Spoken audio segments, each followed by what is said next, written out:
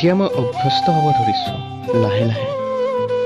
তুমি বিহীন এখন পৃথিৱীত আকৌ ৰঙীন সপোন ৰচিবলৈ হাবিয়াস জগাইছোঁ।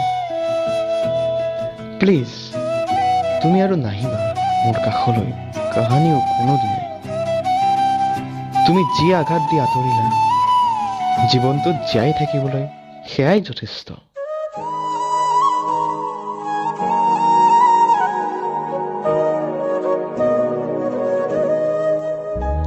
ভালে থাকা তুমি, সদায় সুখত থাকা। অতীতৰ কথাবোৰে মাজে মাজে বৰ কষ্ট দিয়ে, তথাপিও এতিয়া যে মই অভ্যস্ত।